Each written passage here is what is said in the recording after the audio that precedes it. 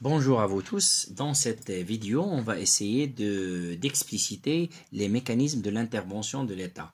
Alors, si on parle de l'intervention de l'État, c'est un terme central dans la pensée économique qui opposait depuis longtemps les libéraux aux interventionnistes. Alors, premièrement, premier point qu'on va traiter ou bien dans cette vidéo, ce sont ce qu'on appelle les dysfonctionnements du marché.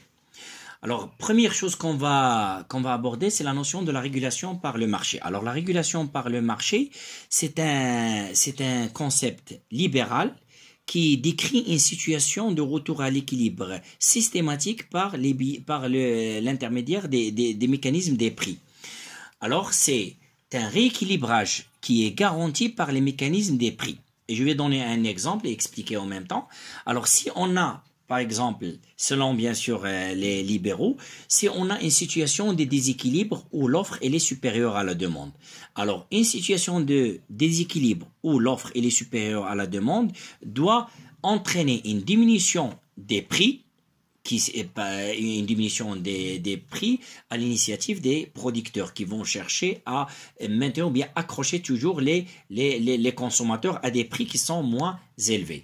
Alors, cette diminution des prix va entraîner une amélioration du pouvoir d'achat des consommateurs. C'est une bonne chose pour le consommateur qui peut consommer plus et par conséquent, on aura une reprise de la demande et par là un retour à la situation d'équilibre suite à une augmentation de la demande avec le même niveau de production, Deuxième situation, si on a maintenant la demande qui est supérieure à l'offre. Alors, une demande qui est supérieure à l'offre va entraîner une augmentation des prix.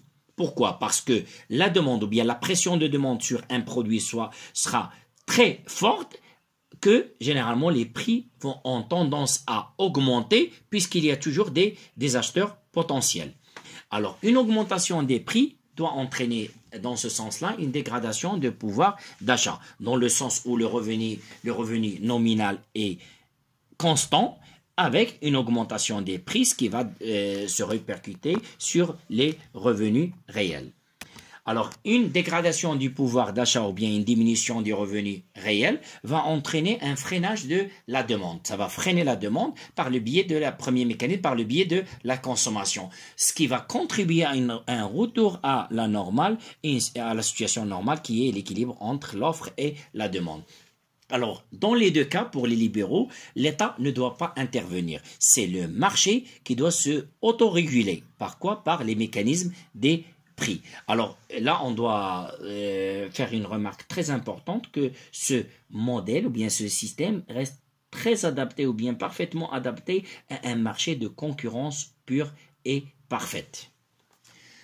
Toutefois, il y a des dysfonctionnements, on peut avoir des dysfonctionnements sur le marché. Alors la situation idéale qui est décrite par les classiques, néoclassiques, c'est une situation où l'offre elle est égale à la demande. Alors c'est ce qu'on appelle l'équilibre. Alors le prix d'équilibre, c'est le prix qui garantit sur un marché une égalité entre l'offre et la demande.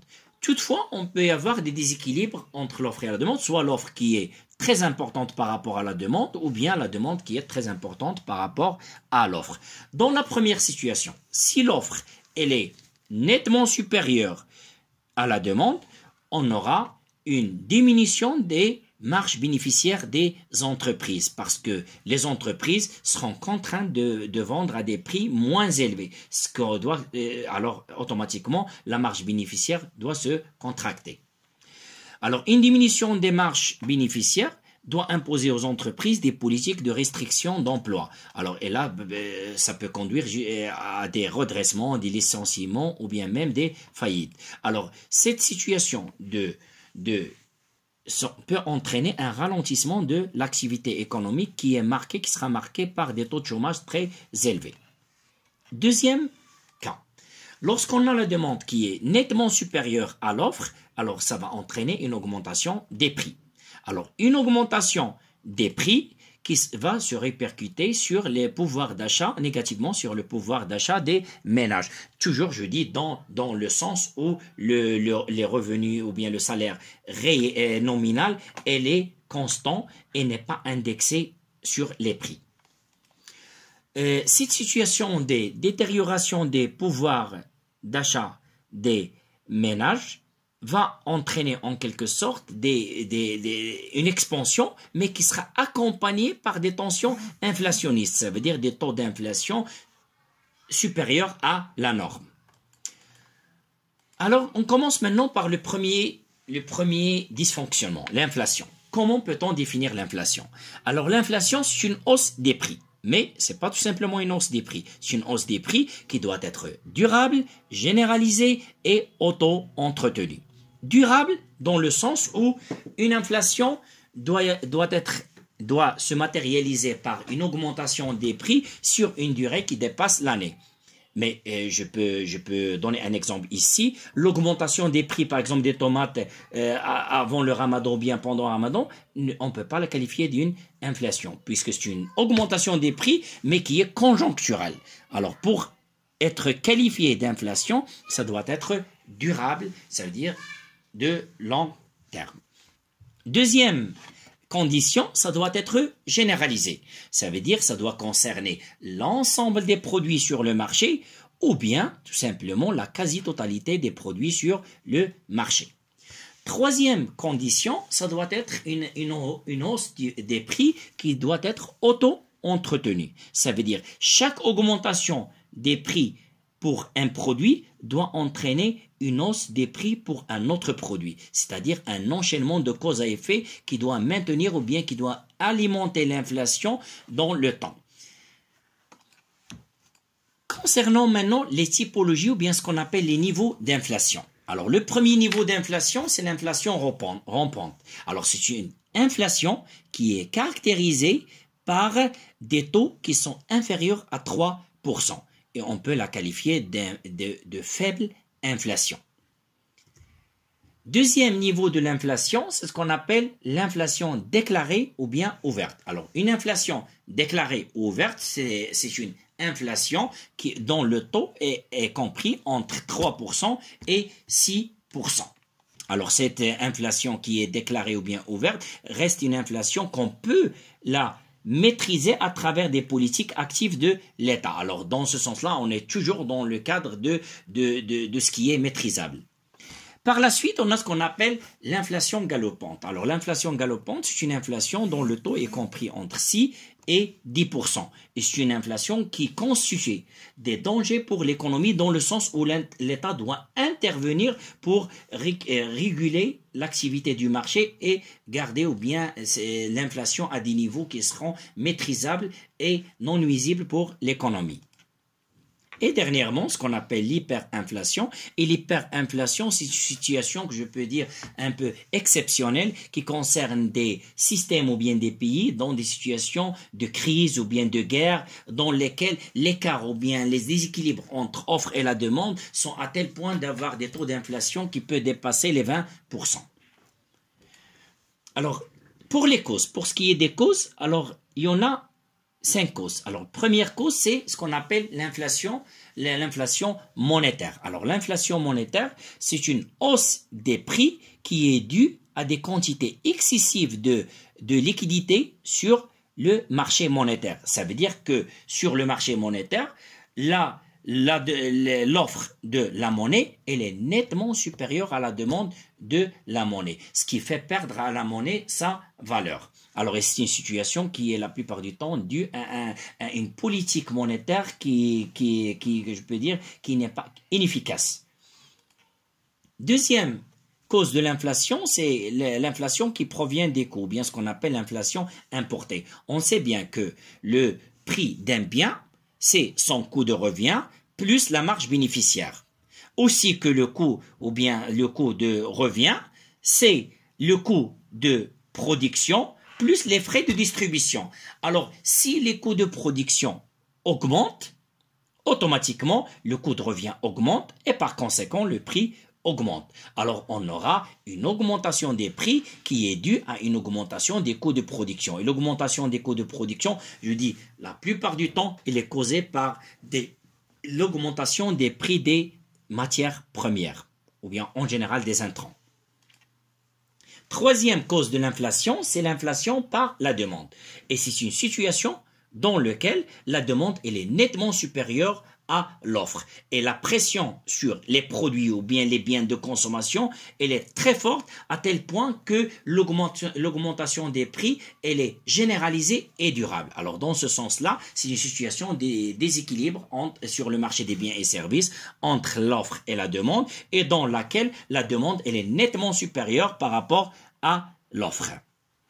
Quatrième cause, c'est ce qu'on appelle l'inflation structurelle. Et l'inflation structurelle, c'est une inflation qui provient des équilibres qui sont structurels, qui sont liés à la structure même de l'économie. Et ça provient généralement d'un déséquilibre sur les marchés qui sont irrécupérables à court terme. Et là, je parle du cas des pays en voie de développement où l'inflation structurelle ou bien l'inflation, elle est structurelle. Pourquoi? Parce que elle est liée à un déséquilibre permanent entre l'offre et la demande sur le marché, ou bien même entre déséquilibre entre les mécanismes de la demande et les mécanismes de l'offre. Concernant le calcul, et là je dis toujours, j'essaie de simplifier les choses puisque c'est un cours qui est adapté plus aux étudiants et aux élèves au niveau secondaire. Alors là, lorsqu'on veut calculer, ou bien la méthode pour calcul des taux d'inflation, ça passe par 3 étapes. Première étape, c'est le calcul des indices synthétiques. Et les indices synthétiques, ce sont les indices ou bien des indicateurs qui décrivent l'évolution des prix sur une période d'un produit donné. Alors là, les indices synthétiques, ils sont calculés soit en utilisant les indices de Fisher, ou bien les indices de Laspeyres, ou bien les indices de Patch. Mais la tendance, bien sûr, en termes de résultats, il y a des différences en termes de résultats, mais qui sont non significatives. Et là, lorsqu'on fait des calculs, soit par l'indice de Laspeyres ou bien Patch, les résultats sont rapprochés. Alors, on calcule les indices synthétiques pour l'ensemble des produits sur le marché. Et puis, on doit calculer ce qu'on appelle les indices élémentaires. Ça veut dire les indices par groupe de produits. Et les groupes de produits, généralement les produits par exemple alimentaires, les produits d'habillement, les produits de santé, ainsi de suite. Alors, on a une classification dans laquelle on doit calculer pour chaque groupe de produits un indice élémentaire. Et par la suite, chaque indice élémentaire, il est multiplié par un coefficient qui nous donne un peu le poids de chaque groupe de produits dans l'ensemble par rapport à l'ensemble des produits consommés sur le marché pour trouver ce qu'on appelle l'indice du prix à la consommation. Alors là, une remarque très importante parce qu'il y a une question sur la différence entre l'indice du prix à la consommation et les indices du coût de la vie. Alors, l'indice des prix à la consommation, c'est une version améliorée. C'est une version améliorée dans laquelle on a élargi, la portée de ces indicateurs pour, bien sûr, calculer sur un éventail plus élargi de produits et sur une zone géographique qui est plus élargie. Alors, par rapport au calcul, on calcule l'indice de prix à la consommation d'une année, par exemple 2019, et puis on calcule l'indice du prix à la consommation 2, qui est par exemple l'indice du prix à la consommation de l'année 2020, et puis on peut calculer après le taux d'inflation. Alors le taux d'inflation, et bien sûr le taux d'inflation, il est calculé d'une année à l'autre, ou bien une année par rapport à l'année précédente. Alors on aura le taux d'inflation qui est égal à l'indice de prix à la consommation 2, moins l'indice de prix à la consommation 1, le tout divisé sur l'indice des prix à la consommation 1, le tout multiplié par 100. Maintenant, on va passer aux conséquences. On va parler des conséquences. Est-ce que l'inflation apporte des conséquences ou bien des apports négatifs ou bien positifs pour l'économie? Alors, d'une manière générale, pour faciliter les choses, l'inflation, tant qu'elle est contrôlable, à des niveaux contrôlables, elle a des conséquences positives pour l'économie. Mais si ça dépasse des niveaux qui sont contrôlables ou bien certains niveaux, ça devient nuisible pour l'économie et surtout, je parle à long terme. Alors, premièrement, je parle des conséquences positives de l'inflation. Alors, première conséquence positive de l'inflation, c'est la baisse des taux d'intérêt.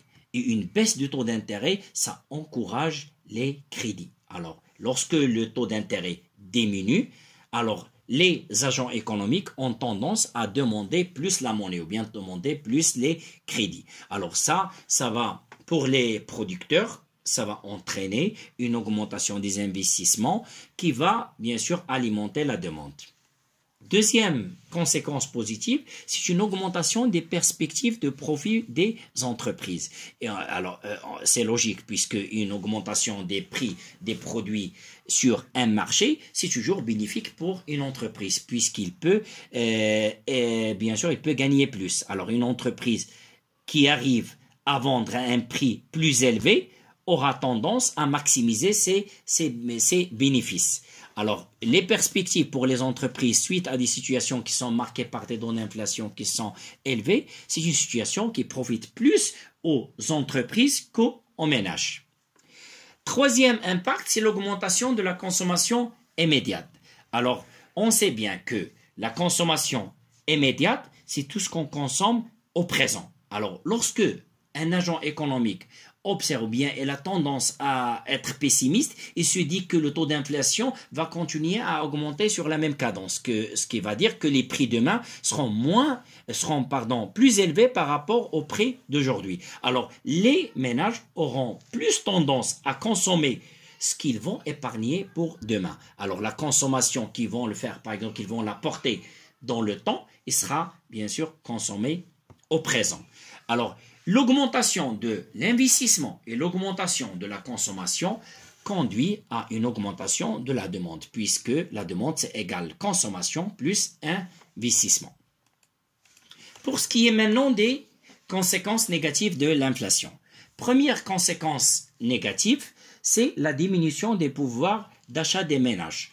Alors, on a déjà évoqué ceci en disant que une augmentation des prix et il diminue le pouvoir d'achat des ménages ou bien le revenu réel de ménage si le revenu n'est pas indexé sur les prix. Alors, dans notre cas, par exemple au Maroc, le système d'indexation ne fonctionne pas. Alors, ce qui fait qu'une augmentation des prix à des revenus nominaux qui sont fixes va donner automatiquement une diminution des revenus réels et par conséquent une diminution des pouvoirs d'achat. Ceci va augmenter ou bien contribuer à l'augmentation des inégalités de revenus entre les ménages et causer ainsi des problèmes ou bien des déséquilibres sociaux. Deuxième conséquence négative, c'est la baisse des taux d'intérêt réels. Alors, l'augmentation, on a déjà évoqué ça, que une augmentation, ou bien pardon, une augmentation de l'investissement suite à une baisse des taux d'intérêt, c'est une bonne chose pour l'économie. Mais en contrepartie, il y a le revers qui est la baisse de l'épargne. Alors, une augmentation de l'investissement, c'est bon pour l'économie, mais il sera accompagné par une baisse de l'épargne, puisque les ménages auront tendance à consommer plus que épargner, puisque la rémunération de l'épargne, elle est moins importante. Troisième impact négatif, c'est l'augmentation des prix des exportations et la baisse du prix des importations. Alors, si les prix augmentent auprès de nous, alors automatiquement, nos produits deviendront plus chers par rapport aux produits importés. Ce qui fait que nos produits exportés seront moins compétitifs par rapport au prix des produits ou bien des produits étrangers. Alors ceci va se répercuter sur les volumes des exportations et les exportations auront tendance à diminuer dans le temps. Et par contre, les importations deviendront plus chères par rapport aux produits étrangers, ce qui va bien sûr à la baisse des prix des importations. Alors nos importations seront moins chères par rapport aux produits étrangers, ce qui va les rendre plus compétitives. Alors, une augmentation des prix des exportations engendrera une diminution du volume des exportations et de la valeur des exportations, et une baisse des prix des importations va augmenter les importations. Alors, une augmentation des importations et une diminution des exportations va creuser le déficit de la balance commerciale. Alors là, on a deux conséquences négatives. Premièrement, l'augmentation des inégalités au niveau social par le mécanisme des revenus. Et deuxièmement, la détérioration de l'équilibre extérieur par un déficit de la balance commerciale. Maintenant, je vais faire une distinction rapide entre certaines notions qui sont utilisées dans la description de l'inflation. Alors, l'inflation, on a défini l'inflation. L'inflation, c'est une augmentation. On a dit c'est une augmentation des prix qui est généralisée, durable et auto-entretenue. Par contre, la désinflation, c'est quoi la désinflation? La désinflation, c'est une situation de diminution des taux d'inflation. Par exemple, si on a, par exemple, l'année 2019, le taux d'inflation, c'est 4%. L'année de suite, le taux d'inflation, c'est 2%. Alors, il y a une diminution de taux d'inflation. Alors, ici, on parle d'une désinflation. Par contre, lorsque j'utilise le mot déflation, déflation, c'est une situation de diminution des prix. Pas diminution du taux d'inflation, mais de diminution des prix. Ce sont les prix qui diminuent et pas le taux d'inflation qui diminue. Ça veut dire qu'on est ici sur des taux d'inflation qui sont négatifs. Et la reflation, c'est une situation de reprise de l'inflation dans une conjoncture d'expansion après une dépression. Alors, après la dépression, le retour à la normale systématique par le mécanisme de l'augmentation des prix et l'augmentation de la demande se reflète sur les prix par une reflation. La reflation, c'est une reprise de l'inflation. Le deuxième type de dysfonctionnement, il se matérialise par le chômage. Alors, le chômage, comme définition, le chômage, ou bien la population en chômage, il comprend l'ensemble des personnes qui ont un âge plus de 15 ans, qui sont sans emploi et qui sont à la recherche active d'emploi. Et là, une remarque très importante, lorsqu'on est en chômage, on ne travaille pas, on n'occupe pas un poste, on a plus de 15 ans, ça veut dire on a les capacités intellectuelles et mentales pour pouvoir travailler, même physiques pour pouvoir travailler, mais on n'est pas à l'origine d'initiative à la recherche d'emploi. Là, on n'est pas considéré ou bien on n'est pas comptabilisé comme étant un chômeur au Maroc. Alors, pour être qualifié de chômeur, vous devez avoir 15 ans, plus que 15 ans, sans emploi et faire des initiatives à la recherche d'emploi. Pour le calcul, le taux de chômage, qui est l'indicateur le plus important à calculer, c'est égal à la population active en chômage divisé par la population active âgée de plus de 15 ans. Alors, ça veut dire que c'est un taux qui fait le rapport entre les personnes ou bien la population qui est en chômage, qui n'occupe pas de poste, rapporté pas à la population totale, mais à la population active totale. Ça veut dire toute personne qui a plus de 15 ans et qui a les qualités mentales et physiques pour pouvoir exercer une activité. Parlons maintenant des typologies. Alors, première classification, c'est ce qu'on appelle le chômage conjoncturel ou bien cyclique. Alors, le chômage conjoncturel, alors c'est une situation de déséquilibre sur le marché du travail qui provient d'une conjoncture spécifique ou bien d'un ralentissement économique, d'une crise économique. Alors, c'est le déséquilibre, il est récupérable dans ce cas-là à court, à moyen terme. Deuxième classification du chômage, c'est ce qu'on appelle le chômage structurel. Alors, à l'encontre du chômage conjoncturel, le chômage structurel, c'est un chômage qui n'est pas lié à une conjoncture spécifique, mais qui est durable, qui est ancré dans le déséquilibre durable entre l'offre et la demande sur le marché du travail. Ça veut dire, c'est une situation où l'offre de travail, elle est inférieure par rapport à la demande du travail et cette situation, elle est irrécupérable à court ou à moyen terme. Le chômage sectoriel, c'est un chômage qui ne concerne pas l'économie entière, mais qui concerne un secteur particulier. Et puis le chômage technique. Alors le chômage technique, c'est un chômage qui concerne le changement des techniques de production et l'insertion des nouvelles technologies dans les chaînes de production. Alors plus on utilise par exemple de machines ou bien de robots, ou bien moins on utilise de main d'œuvre. Alors ça veut dire que à long terme la main d'œuvre elle est remplacée par des machines. Et dernièrement, ce qu'on appelle le chômage frictionnel. Alors, le chômage frictionnel, ça décrit le temps qui sépare deux contrats de travail différents. Ça veut dire une personne qui abandonne un poste pour rechercher un autre poste. Alors, c'est la durée qui sépare l'abandon du premier poste à bien sûr, autant qu'il va trouver un deuxième poste.